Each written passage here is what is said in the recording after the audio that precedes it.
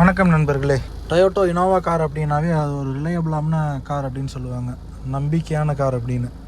அதுபோல் இந்த கார் நாங்கள் வச்சுருந்த எக்ஸ்பீரியன்ஸ் வரைக்கும், இவ்வளோ கிலோமீட்டர்ஸ் ஓடினதுக்கு வரைக்கும் இந்த காரில் பார்க்கும்போது எந்த ஒரு கம்ப்ளைண்ட்டுமே வரல. ப்ராப்பரான சர்வீஸ் மட்டும் கரெக்டாக பண்ணிடுவோம்.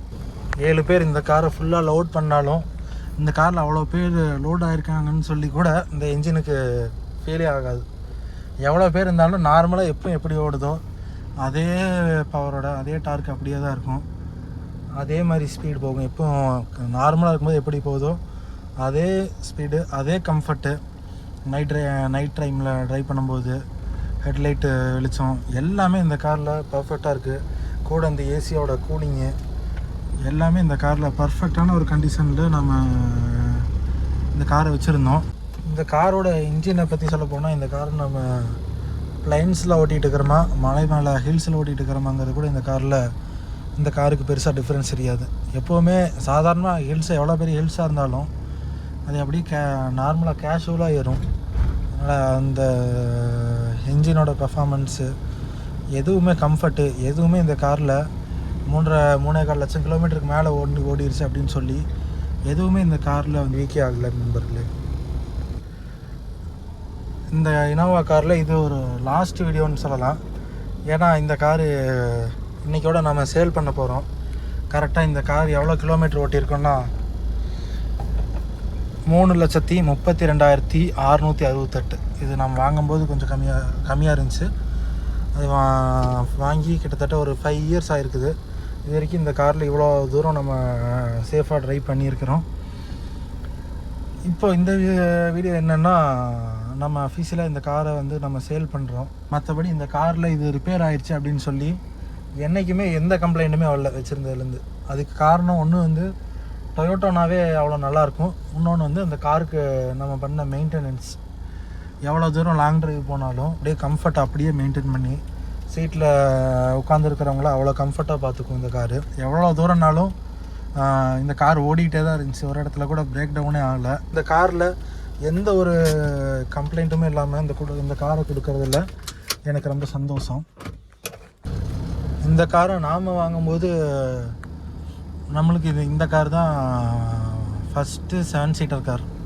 அதுக்கு முன்னால் நிறையா கார் வச்சுருந்துருக்குறோம். அது எல்லாமே செடானு அண்டு ஹேட்ச்பேக் கார்ஸ். இதுதான் ஃபஸ்ட்டு வாங்கின 7 சீட்டர் இருக்கிற ஒரு கார்.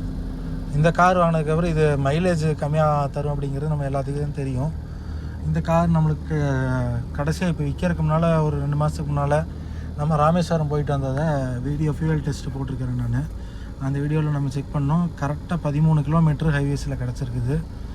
அப்போ இந்த கார் மைலேஜ்லேயும் ரொம்ப மோசமான மைலேஜ் 8, 9 அந்த மாதிரிலாம் இல்லாமல் ஒரு டீசெண்டான மைலேஜ், இந்த காருக்கு உண்டான மைலேஜ் தான் கொடுத்துருக்குது. ஆனால் இந்த கார் என்ன தான் அப்படி இவ்வளோ சூப்பராக இருந்தாலும் இந்த காருக்கும் ஒரு வருஷமும் ஒரு வயசு இன்க்ரீஸ் ஆகிட்டே போகிற மாதிரி தான். அதனால் 2008 மாடல் கார் இது. ஆல்ரெடி 2023 ஃபஸ்ட்டு எஃப்சி வந்திருக்கும். நம்ம அந்த ஃபஸ்ட்டு எஃப்சியும் பண்ணிட்டோம் 15 வருஷம் முடிஞ்சதுனால. அதுக்கப்புறம் திரும்பி இந்த காருக்கு 2028 நெக்ஸ்ட்டு எஃப்சி வரும். அதுவும் பண்ணணும். இன்சூரன்ஸ் இந்த காருக்கு 10,000 12,000 வரும். அது கட்டணும். திரும்பி வருஷம் அதுக்கு இயர்லி மெயின்டெனன்ஸு இல்லைனா 10,000 கிலோமீட்டர்ஸ்க்கு ஒன்ஸ் பண்ணுற சர்வீஸ் பண்ணணும். அதுக்கும் ஆகிற செலவு ஆகிட்டே தான் இருக்கும்.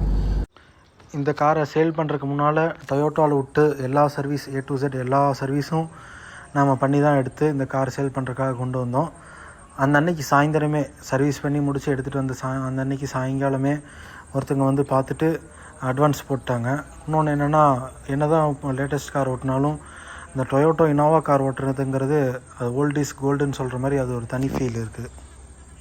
அதனால் இந்த காரை நீங்கள் யாராச்சும் வாங்கலான்னு நினச்சிருந்தீங்கன்னா, நான் யூடியூப்பில் போடலான்னு தான் இருந்தேன். அதுக்கு முன்னாலேயே ஒருத்தங்கிட்ட சொன்னோன்னே அவங்க பார்த்தோன்னே அவங்களுக்கு வேணும்னு சொல்லி அட்வான்ஸ் கொடுத்துட்டாங்க. அதனால் இங்கே இந்த காரை யூடியூப்பில் போட்டு உங்களில் ஒருத்தருக்குனால கொடுக்க முடியாமல் போயிடுச்சு. இருந்தாலும் இதே போல் ஏதாச்சும் நல்ல கார் வந்துச்சுன்னா நான் உங்களுக்கு, எனக்கு தெரிஞ்ச காரோ இல்லை நாங்கள் வச்சுருக்க காரோ நல்ல காராக இருக்குது அப்படின்னா கண்டிப்பாக நான் அந்த காரை நான் யூடியூப்பில் உங்களுக்கெல்லாம் கொடுக்கப்படுறேன்.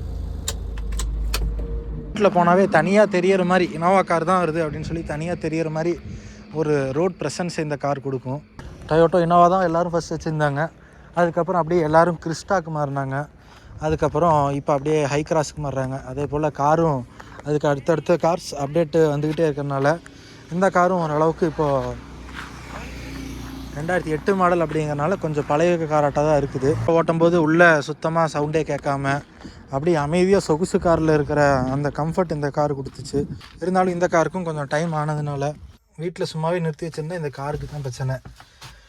எலி அந்த மாதிரிலாம் வந்து ஒயரை கடிக்கிறதுக்கெலாம் வாய்ப்பு இருக்குது. அதனால் இந்த கார் ஓடிட்டே இதே மாதிரியே நல்லா மெயின்டைன் பண்ணி ஓடிட்டே இருக்கணும் அப்படின்னு சொல்லி தான் அந்த கார் இப்போ நம்ம சேல் பண்ணுறோம். அதனால் இந்த கார் வீக் ஆயிடுச்சு, மோசமாயிருச்சு, இல்லை இந்த கார் பழசாயிருச்சு, இந்த காரு கம்ப்ளைண்ட் வந்துடுச்சு, அந்த மாதிரி எந்த பிரச்சனைனாலையும் நம்ம இந்த காரை இப்போ சேல் பண்ணல. இந்த காரு இதே மாதிரியே ஓடிட்டே இருக்கணும். நிறுத்தி வச்சுருந்தா அது யாருக்குமே யூஸ் இல்லை. வீட்டில் சும்மாவே நிறுத்தி வச்சுருந்தா வச்சுருந்தோம்னா அது வெயிலில் பட்டு மழையில் பட்டு ரஸ்ட்டு ஃபார்ம் ஆகி இந்த கார் வீக்குதாகும். அதனால் இந்த கார் நல்லா ஓடிட்டே இருக்கட்டும்னு சொல்லி இந்த காரை நம்ம இப்போ சேல் பண்ணுறோம். முக்கியமாக சொல்லப்போனால் இந்த காருடைய நம்பர் உங்களுக்கு எல்லாத்துக்கும் தெரிஞ்சிருக்கிற மாதிரி 6699 அப்படிங்கிற இந்த ஃபேன்சி நம்பர். இந்த நம்பருக்காகவே இப்போலாம் எவ்வளோ காசு பே பண்ணுறாங்க. பட் இந்த காரில் அந்த விஷயம் ஒரு ஸ்பெஷல். அதனால் இப்போ நம்ம இந்த காரில் ஒரு லாஸ்ட்டாக ஒரு ட்ரைவ் போகலான்னு சொல்லி வந்திருக்கிறோம். இந்த கார் திரும்பி நாங்கள் எங்கேயாச்சும் ரோட்டில் கூட பார்க்குறக்கு வாய்ப்பு இருக்குது. அப்போ நம்மளுக்கு அந்த கார் நம்ம கூட இந்த மெமரிஸ்லாம் வரும். என்ன தான் இந்த காரில் எவ்வளோ பேர்த்துக்கு எவ்வளோ மெமரிஸ் இருந்தாலும் இந்த காரும் ஒரு பொருளாட்டாக தான். அதனால் அந்த பொருளை நல்லா பயன்படுத்தும் போது தான் அதுக்கான வேல்யூ இருக்குது. சரி நண்பர்களே, அதனால் இதுதான் இந்த காரை விற்கிறதுக்கான ரீசன். சும்மாவே வீட்டில் நின்றுருந்தால் அது யாருக்குமே யூஸ் இல்லை.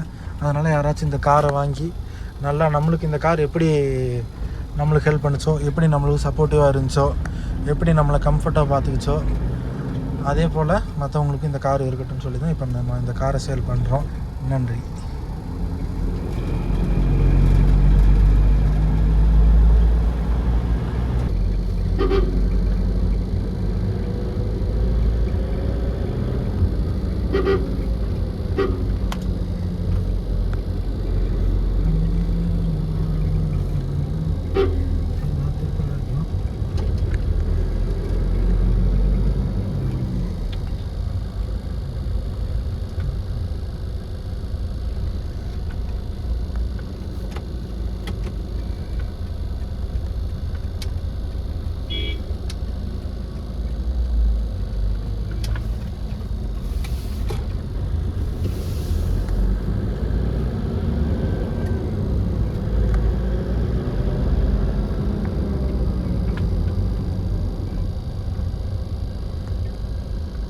Okay.